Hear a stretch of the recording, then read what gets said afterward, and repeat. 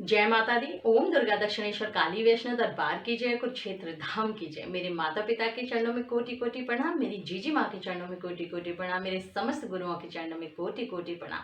जय माता दी भक्ति एंड भजन चैनल में आप सभी का स्वागत है। आइए चलते हैं माता रानी की, भगवान की इस पावन पवित्र यात्रा में शामिल होने के लिए। जी हाँ, सबसे पहले आप सभी को मेरी ओर से नवरात्रि की ढेर सारी शुभकामनाएं। और ये जो मैंने आज आपको बताना है कि कौन सी 5 विशेष बातें हैं जिन्हें आपको भूल कर भी ये 5 गलतियां नहीं करनी है इस नवरात्रि। लेकिन क्योंकि मैं हमेशा आपसे कहती हूँ कि बहुत कुछ ना जानिए, लेकिन कम से कम किसी भी त्योहार के बारे में, ये हमारा धर्म है, दायित्व है कि थोड़ा सा ज्ञान हमें होना ही चाहिए। वैसे जो नवरात्रि है वो वर्ष में 4 बार आती है, 2 गुप्त नवरात्रि, 2 मुख्य नवरात्रि। शारदीय नवरात्रि 2 कारणों से पौराणिक मान्यताएं क्यों मनाई जाती है। इसे गुड़ी पड़वा भी कहते हैं। चैत्र जो नवरात्रे हैं उसकी जो नवरात्रि आती है, शारदीय जो नवरात्रि आती है, माता ने महिषासुर का वध किया था। 9 दिन तक उनका युद्ध चला था और फिर महिषासुर का वध कर दिया था। और श्री रामचंद्र भगवान जी ने भी 9 दिन तक माता की उपासना की थी और रावण का अंत किया था, इसलिए तो शारदीय नवरात्रि मनाई जाती है। और चैत्र मास की जो ये नवरात्रि है 2022 की, ये चैत्र मास की वर्ष के शुक्ल पक्ष के चैत्र मास की शुक्ल पक्ष की प्रतिपदा से लेकर नवमी तक ये जो 9 दिन का त्योहार होता है माता रानी का, ये किस लिए मनाया जाता है? क्योंकि ये मान्यता है, पौराणिक मान्यता है हमारी, कि इस दिन ब्रह्मा जी ने इस संपूर्ण सृष्टि की रचना की थी और इसीलिए इसे नववर्ष के रूप में भी मनाया जाता है। और एक और चीज आपको बताना चाहूंगी कि जो आप जवारे बोते हैं, जो जवारे बोए जाते हैं, वो जवारे ही क्यों बोए जाते हैं? क्योंकि ये मान्यता है कि जो पहले जो धान बोया गया था, जो बोई गई थी सृष्टि की रचना के बाद, क्योंकि सृष्टि की रचना एक माँ जननी होती है, तो माँ दुर्गा ही जननी है। और जो रचना के बाद सबसे पहला धान बोया गया था, जो फसल के रूप में बोई गई थी, वो ज्वारे ही थे, इसलिए माँ के लिए ज्वारे ही बोए जाते हैं। तो वो 5 गलतियां जो आपको नहीं करनी है, और आपको ये बताऊंगी भी कि कैसे आपको घट स्थापना करनी है, और ये चीज भी मैं आपको बताऊंगी कि इन सारी चीजों की मान्यताएं क्या है। तो वो 5 चीजें, सबसे पहली जो चीज है वो आपकी चीज है कि आप हमेशा जो नारियल होता है, नारियल के बारे में एक बहुत बड़ा जो कंफ्यूजन है लोगों के मन में, वो आज मैं क्लियर कर देती हूँ। लोगों को नारियल रखने का जो तरीका है वो बहुत कम लोगों को पता है और वो सही तरीके से नहीं रख पाते हैं। तो जब आप घट की स्थापना करें, कलश की स्थापना करें, इस बार जो कलश की स्थापना है वो 2 अप्रैल को सुबह 6:10 से 8:29 तक है। आप इसमें घट स्थापना कर सकते हैं। लेकिन नारियल आप कैसे रखेंगे? तो नारियल रखने का जो तरीका है, जो पहली गलती आपको नहीं करनी, ये जो हिस्सा होता है, ये 2 हिस्से होते हैं। एक ये नुकीला हिस्सा होता है, एक ये हिस्सा होता है। ये जो हिस्सा होता है ये पेड़ से जुड़ा हुआ होता है। जो पेड़ से जुड़ा हुआ हिस्सा होता है, उसी हिस्से को हमें अपने मुंह के सामने रखना होता है। तो देख लीजिए, ये नुकीला हिस्सा है, ये मोटा हिस्सा है, ये पेड़ से जुड़ा होता है। हमेशा इस हिस्से को पूजा करते समय, आप जब भी पूजा करेंगे तो ये आपके सामने होना चाहिए, आपका मुंह इसके सामने होना चाहिए। कुछ लोग इसे ऐसे रख देते हैं, गलत है। कुछ लोग इसे कलश के ऊपर ऐसे रख देते हैं, ये भी गलत है। कुछ लोग इसको ऐसे, जैसे आप सामने बैठकर पूजा कर रहे हैं, यदि ये भगवान का मंदिर है और आप सामने पूजा कर रहे हैं तो ये आपकी, तब तो ये भी गलत। ये कैसे होना चाहिए? जैसे ये कलश है तो ये हमेशा ऐसे होना चाहिए, और आप उधर हैं और ये भगवान का मंदिर है तो ये मुंह आपके तरफ होना चाहिए। आपका मुंह इसकी तरफ, इसका मुंह आपकी तरफ। ये जो नुकीला हिस्सा है ये पीछे की तरफ होना चाहिए। तो नारियल का ये विशेष जो ध्यान है वो आपको ही रखना है, क्योंकि इसकी बहुत बड़ी मान्यता होती है। किसी दिन नारियल पर बहुत सारी, इस नारियल के बारे में बहुत सारी ऐसी विद्याएं हैं, गुप्त रहस्य हैं, जो आपको एक अलग वीडियो बनाकर सुनाएंगे। लेकिन खास तौर से अभी इसकी यही बात है कि सबसे पहली गलती नारियल के बारे में, कि क्या नहीं करनी है, नारियल को कैसे रखना है, सबसे बाद में बताऊंगी पूरी प्रोसीडिंग आपको कि किस तरह से आपको और घट की, कलश की स्थापना करनी है। सबसे पहली गलती जो आपको नहीं करनी है वो नारियल के बारे में है। नारियल को सबसे पहले अपने मुंह की साइड ही रखना है। नंबर 2, जो दूसरे नंबर की जो गलती है वो आपको क्या नहीं करनी। जब आप घट की स्थापना करते हैं तो आपको पता होना चाहिए कि घट की स्थापना में, आप जो घट की स्थापना कर रहे हैं उसमें करना क्या है। क्या महत्व है उसका। जब हम घट की स्थापना करते हैं तो आपको ये जानना जरूरी है कि जो घट का मुंह होता है वो भगवान जो विष्णु है उनका प्रतीक माना जाता है। जो कंठ है वो भगवान भोलेनाथ का, जो मूल है वो ब्रह्मा जी का, और जो बीच में वो 9 देवियों का वास ही माना जाता है। तो घट का बहुत बड़ा विशेष महत्व है। घट की स्थापना करने से पहले आपको शुद्ध तरीके से स्नान ध्यान सब कुछ कर करके और भगवान से मंत्र बोलना होता है, पावन पवित्रता का मंत्र। चाहे घट हो, चाहे पूजा की सामग्री हो, कुछ भी आपको पावन पवित्रता का मंत्र बोलना होता है। लेकिन आप उस मंत्र को कैसे बोलेंगे, तो जो मंत्र है वो आपको गूगल पर मिल जाएगा। लेकिन बहुत साधा सामान्य सी एक बात जो मैं सीधे साधे प्राणियों के लिए बताती हूँ कि जब आपको कोई मंत्र याद ना हो, संस्कृत में आप उसका उच्चारण ना कर सके, तो भगवान ने सबसे पहली अपनी पूजा भाव से ही बताई है। 2 तरीके की पूजा होती है। एक होती है जो नियम के तरीके से, बहुत विधि विधान से तरीके से लोग करते हैं, वो भी पूजा बहुत अच्छी है, वो भी लोग अच्छे ही होते हैं जो भगवान के लिए इतना कर, उसमें भी भाव ही होता है।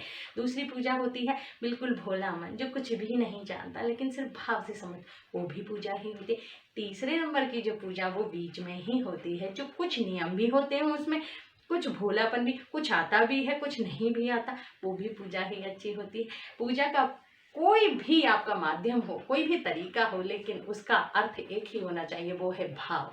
भाव अगर आपकी पूजा में है, तीनों में से कोई सा भी तरीका अपनाइए, लेकिन भाव महत्वपूर्ण होता है क्योंकि भगवान भाव से ही चलते हैं।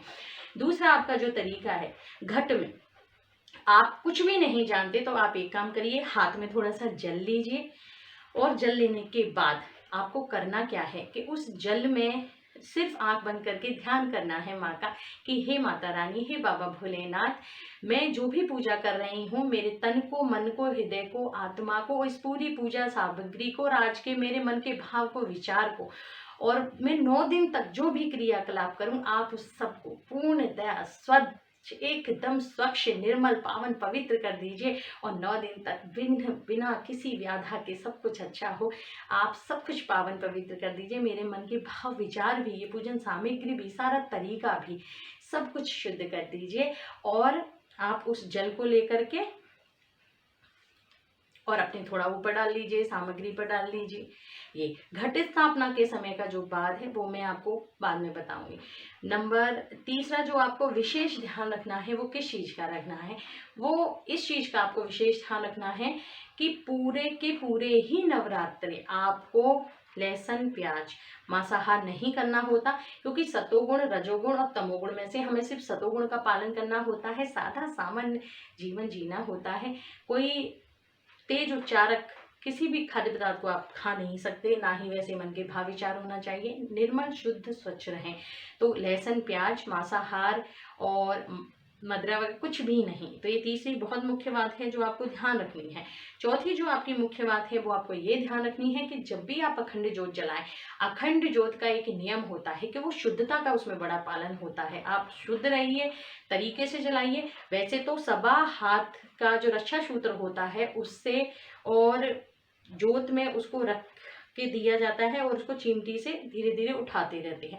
आपने जिससे भी बाती बनाई हो, जब भी आप उस बाती को अखंड ज्योत में उठाएं, उससे पहले एक बाती उसी ज्योत में से और रख लें, क्योंकि क्या पता कि अभी कोई गलती से और भगवान ना करे, तो कम से कम एक जोत आपके पास उस जोत की होनी चाहिए। तो एक जोत पहले से ही उसको चिमटी से ऊपर उठाने से पहले, जैसे कि जब आप जोत जलाते हैं तो जोत जलने के बाद फिर वो ऊपर का जो फूल है बिल्कुल नीचे चला जाता है, तो आपको चिमटी से उठाना पड़ेगा या जिस भी तरीके से। तो उठाने से पहले आप एक जोत निकाल के पहले ही एक बत्ती में रख लीजिए, फिर उसको करिए कि बाई चांस कुछ होता है तो आप उस जोत से उसको वापस प्रज्वलित कर सकते हैं। और जो घट स्थापना है, जो जोत है, वो माता रानी के दाहिने हाथ पर और आपके बाहिने हाथ पर ही होती है। ईशान कोण इसका होता है। हमारा मुख माँ के तरफ होना चाहिए, हमारा मुख पूरब में होना चाहिए। ये चीज़ों का आप ध्यान रखें। तेल की जोत कोई जलाता है तो वो माँ के उल्टे हाथ पर, हमारे सीधे हाथ पर जलती है। लेकिन जो घर के सामान्य लोग हैं, गृहिणियाँ हैं, वो मैं मानती हूँ कि आप घी की ही जोत जलाएं।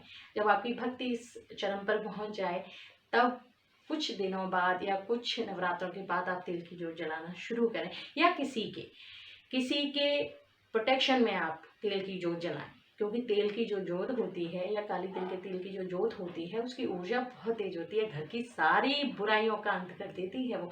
लेकिन या तो आपके अंदर कुछ तप ऐसा होना चाहिए कि आप माँ के प्रति समर्पित हैं, या आपकी भक्ति को कुछ समय हो गया तो आपके ऊपर माँ की अनुकंपा है और आपकी तेल की जोत जलाइए। यदि आपके साथ ऐसा नहीं है, आप पहली बार जोत जलाने जा रहे हैं, पहली बार आप मन में थोड़ी सी भक्ति पैदा हुई है, तो डायरेक्ट तेल की जोत ना जलाएं, आप घी की ही जलाएं अखंड जोत। जब कुछ समय आपको पूजा करते करते हो जाए तब आप तेल की जोत जलाएं। पांचवी जो सबसे अंतिम चीज है वो आपको ध्यान रखनी है कि ब्रह्मचर्य का पालन इसमें बहुत जरूरी है।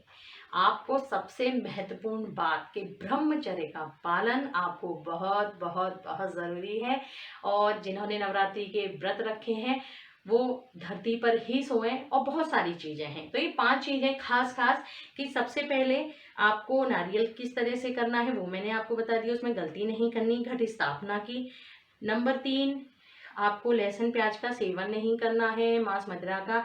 नंबर 4, जो आपके अखंड ज्योत है उसके बारे में मैंने बताया। और नंबर 5, ब्रह्मचर्य का पालन। अब आप घट स्थापना कैसे करेंगे, कलश स्थापना कैसे करेंगे, वो बहुत छोटे से तरीके से आपको बता देती हूँ, सामान्य तरीके से, क्योंकि मन के भाव और विचार सबसे अति उत्तम होने चाहिए। सच्ची भक्ति और श्रद्धा पे ध्यान दीजिएगा। कैसे कि नहा धो के स्नान करके मंदिर में आ जाइए, सारी विधि विधान पूर्वक सारी चीज़ों को रख लीजिए। फिर मैया को स्नान ध्यान सब कुछ करा के, हल्दी रोरी चंदन सब कुछ लगा के, फूलों की माला जो बाजार से आती है फूल आते हैं, उनको धोइए ज़रूर एक बार किसी बाल्टी में, या जो छोटे से बर्तन होते हैं उनमें, क्योंकि बाहर से पता नहीं किस तरीके के वो आते हैं। तो एक बार धो लीजिए, कोई बुराई नहीं होती उसको धोने में। कई बार उसमें कीड़े भी आ जाते हैं, तो वो धो लीजिए और आप उनको जब तक टांगेंगे 5-10 मिनट में उनका पानी निकल जाता है। तो आप सारी सामग्रियों को रख लीजिए विधि विधान पूर्वक। अब आपको घट की जब स्थापना करनी है उससे पहले मैंने आपको बताया था, हाथ में थोड़ा सा जल लीजिए, उसमें मैया का आपको सुमिरन करना है कि मैया मेरे तन मन को बिल्कुल पवित्र, मन के भाव विचार को बिल्कुल पवित्र कर दीजिए, और मैया सारी सामग्री को बिल्कुल पवित्र कर दीजिए, और मैं जो भी पूजा पाठ करूँ उसको शुद्ध कर दीजिए। 9 दिन तक मैं जो भी करूँ सबको शुद्ध कर देना। माँ कोई गलती हो जाए तो क्षमा कर देना, ऐसे कह कर के। और वैसे तो मंत्र होता है, लेकिन मंत्र आप गूगल से देख सकते हैं। अगर नहीं आता है आपको मंत्र तो कोई बात नहीं है, आप मन के सच्चे भाव से ही प्रार्थना करके उस जल को अपने ऊपर छिड़क लीजिए, सारी सामग्री पर छिड़क लीजिए, और आप धरती पर एक थोड़ी सी मिट्टी डाल दीजिए। उस मिट्टी के ऊपर एक मिट्टी का कलश, देखिए जो गर्मी का महीना होता है वैसे और तरीके के भी कलश लिए जाते हैं, लेकिन गर्मी के महीने में आप मिट्टी का लें तो ज़्यादा बेटर है। मिट्टी का कलश लीजिए, धरती पर थोड़ी सी मिट्टी बिछा लीजिए, उस पर कलश है, कलश, और कुछ लोग उसके नीचे भी एक प्याला रखते हैं, वो भी आप रख सकते हैं। फिर उस पर जो जवारे होते हैं थोड़े से जवारे डालिए, फिर थोड़ी सी मिट्टी, फिर थोड़े से जवारे, फिर थोड़ी सी मिट्टी, फिर आप उस पर घट रखेंगे। उस घट में जल, घट में क्या क्या भरना है वो सुनिए ध्यान से। आप जल भर सकते हैं, उसमें थोड़ा सा गंगा जल, उसमें ज़रूरी बहुत सारी चीज़ें डलती हैं ऐसे तो, लेकिन खास जो चीज़ें हैं जैसे आप उसमें दूर्वा डाल सकते हैं, 2 लौंग डाल सकते हैं, सुपारी है, एक सिक्का ज़रूर डालिए। सुपारी सिक्का तो बहुत ज़रूरी है, सुपारी सिक्का, आप 2 लौंग डाल सकते हैं, एक हल्दी की गांठ डाल सकते हैं, और दूर्वा है। ये सारी चीज़ें आप उसमें डालिए, और उसमें डालने के बाद फिर आपको करना क्या है, उसमें डालने के बाद और भी कई चीज़ें बहुत सारे लोग बताते हैं, लेकिन मेन आप इतना भी डालेंगे तो चलेंगे। आप इसको डालने के बाद हाथ जोड़ करके माँ से प्रार्थना करिए, क्योंकि इसके भी मंत्र होते हैं, घट स्थापना के भी मंत्र होते हैं, लेकिन आजकल जो विधि विधान से पूजा करते हैं उनके लिए सब ठीक है, लेकिन जिनको नहीं आता वो संस्कृत के मंत्र इतनी जल्दी नहीं कर पाएंगे। तो आप गूगल से पढ़ के या तो संस्कृत का मंत्र पढ़िए और उसका सही उच्चारण करिए। यदि आपको नहीं आता है घट स्थापना का मंत्र तो फिर आप एक कार्य करें, मैंने कहा ना कि भाव से बड़ी कोई पूजा नहीं है, भाव नियम से भी बड़ा है। तो आप आंखें बंद करके माँ से प्रार्थना करें कि हे माता रानी, इस घट स्थापना को करते समय मुझसे कोई भूल चूक हो जाए तो आप क्षमा कर देना माँ। और हे बाबा भोलेनाथ, हे मैया रानी, इस घट की स्थापना को करते समय इस जल के अंदर माँ दुर्गा का जो आवाहन किया जाता है या जिन जिन का आवाहन किया जाता है मैया, मैं उन सब का आवाहन करती हूँ, आप ही मेरी मदद कीजिए। किन किन का मुझे आवाहन करना है, क्या करना है, कैसे करना है, मेरी मदद करिए। मैया जो जैसी विधि है, जैसी तरीके से होनी चाहिए वैसे ही ये हो, वैसे ही इस घट की स्थापना हो, वैसे ही सबका आह्वान हो। मैं आपको ही पुकारती हूँ मैया। बाबा भोलेनाथ, माता रानी मेरी मदद करिए और सब कुछ वैसे ही हो जैसे होना चाहिए। यकीन मानिए, यकीन मानिए, माँ आपकी मदद करेगी। जैसे ही घट में जैसी स्थापना होनी चाहिए, जिन जिन का आवाहन होना चाहिए वैसे ही होगा। क्यों? क्योंकि अब आपने अपने मार्गदर्शन के लिए उस माँ को चुना है, और जब हम मार्गदर्शन के लिए माँ को चुन लेते हैं तो वो हमारी सदैव हमारा मार्गदर्शन भी करती है, हमारी रक्षा भी करती हैं। तो आप उन्हें चुनिए, आप उनसे ही कहिए, और फिर आप उस पर एक नारियल रखिए। ढक्कन रखना है तो ढक्कन रखिए, नारियल रख सकते हैं। नारियल पर आपको एक मूली लपेटनी है, उस पर लाल रंग का कपड़ा लपेटना है। नारियल का मुंह मैंने आपको बता दिया किधर होता है, वो अपनी साइड करिए और उससे उस पर रखिए। आप उस प्याले में चावल भी भर के रख सकते हैं, उस पर नारियल रख सकते हैं। नारियल जो मटकी है उस पर एक कलाया बांधिए, मटकी पर सांतियाँ बना दीजिए, और उस नारियल के अंदर जो मटकी में अंदर जाते हैं आम के पत्ते, और अगर आपको ना मिले तो आप अशोक के पत्ते, वो मटकी में अंदर जाते हुए जो बाहर निकलते हुए इस तरह लगाते हैं, सब जानते हैं, आजकल कॉमन बात है, तो आप वैसे लगा दीजिए। फूल चढ़ा दीजिए उस पर, थोड़ा सा आप उस पर प्रसाद रख दीजिए जो आपकी इच्छा है। थोड़ी सी दक्षिणा नारियल के ऊपर भी रख सकते हैं, रखते हैं तो ठीक है, नहीं रखते हैं तो ठीक है, लेकिन आप दोनों ही कर सकते हैं। ये करिए, ये आपका बहुत अच्छे से एक घट स्थापना हुई। और आप जोत के नियम सुनिए। आपकी घट स्थापना हो गई, आपके जवारे कैसे बोने हैं वो भी हो गया। मैया को भोग में आप क्या देंगे? मैया को आप 9 दिन तक जो गैया मैया का जो कंडा होता है उस पर अग्यारी करिए, उस पर लौंग बताशे का भोग दे सकते हैं। और बड़े बड़े भोग कभी मत देना, क्योंकि वो पहले बहुत सारी पूजा और भक्ति आपके अंदर होनी चाहिए, तब उस बड़े लेवल के भोग आप दे सकते हैं। लेकिन हाँ, जो माँ ने सबके लिए बताए हैं, लौंग बतासे का भोग कोई भी दे सकता है मैया को। तो आप जो कंडी होती है उस पर लौंग बतासे का भोग दे सकते हैं। और घर में जो भी आप भोग लगाना चाहें, आप माँ से संकल्प करिए कि माँ मैं इस तरीके से व्रत रख रही हूँ, जैसे कि 9 दिन तक आप किस चीज़ से व्रत रहना चाहते हैं वैसे फलाहार से रहिए, और तेज खान पान का बिल्कुल वर्जित है इसमें। आप सिंपल सादा तरीके से जो कूटू का आटा, पकौड़ी और ये सारी चीज़ें होती हैं इनसे व्रत रख सकते हैं। आप फल से रह सकते हैं, कोई निर्जल जल से भी रहता है। जैसी आपकी श्रद्धा है वैसे व्रत रहिए, धरती पर सोइए। आप अखंड जो जोत है उसका नियम सुनिए, और मैया को थोड़े पंचमेवा या आप 5 तरह के फल भी लगा सकते हैं, ना हो तो एक भी चलेगा। माँ श्रद्धा भाव की भूखी है। और आपको करना क्या है कि जब आप अखंड जोत जलाएं तो अखंड जोत का मैंने आपको नियम बता दिया। शुद्ध देसी घी की होनी चाहिए, गैया मैया के घी की होनी चाहिए। तरीके से आप उसको जलाएं। रोज रोज आपको रोज बत्ती लेके नहीं बैठना है, बड़ी शुद्धता का पालन होता है। हाँ, लेकिन सबसे बड़ी बहुत ज़रूरी बात है अखंड जोत के लिए, वो ये है कि अखंड जोत को जलाने से पहले मैं फिर कह रही हूँ कि आपको माँ का आवाहन करना है कि हे माता रानी, हे बाबा भोलेनाथ, मेरी इस अखंड जोत की रक्षा आपको ही करनी है। कुछ भी हो जाए 9 दिन तक ये जोत जलती ही रहनी चाहिए। मुझसे जो भी भूल चूक हो आप क्षमा कर देना, लेकिन मेरी इस जोत की रक्षा करना माँ, बाबा भोलेनाथ, और इस जोत की रक्षा करना। आप यकीन मानिए 9 दिन तक आपकी जोत जलेगी। क्यों? क्योंकि उसकी रक्षा का दायित्व आपने बाबा भोलेनाथ और माता रानी को दे दिया। और आप इस तरह से जोत जलाइए 9 दिन। मैया के सच्चे मन से आप भजन गाइए, पाठ पूजा कीजिए, मैया को फूल चढ़ाइए, इत्र चढ़ाइए, हवन कीजिए, बहुत सारा जितना भी हो अपना हृदय समर्पित कर दीजिए। इस तरह से आप नवरात्रि मनाइए। मुझे उम्मीद है कि मैं आपके थोड़े से जो प्रश्न हैं उनका शायद हल दे सकी हूँ। इतना ज्ञान तो मुझे भी नहीं है, लेकिन मैंने कोशिश की है कि जो मुझे मेरी माँ ने सिखाया है मैं शायद आप तक बांट सकी। यदि आज की वीडियो आपको अच्छी लगी हो, क्योंकि आज की ये वीडियो नहीं है, ये माता रानी की बहुत ज़रूरी वो ज्ञान की बातें हैं जो सबको पता होनी चाहिए, तो आप सभी की ये नवरात्रि बहुत बहुत अच्छी जाए। 5 गलतियां भूल कर भी ना करें, और सभी अच्छे से नवरात्रि मनाएं। आप सभी को नवरात्रि की हार्दिक शुभकामनाएं।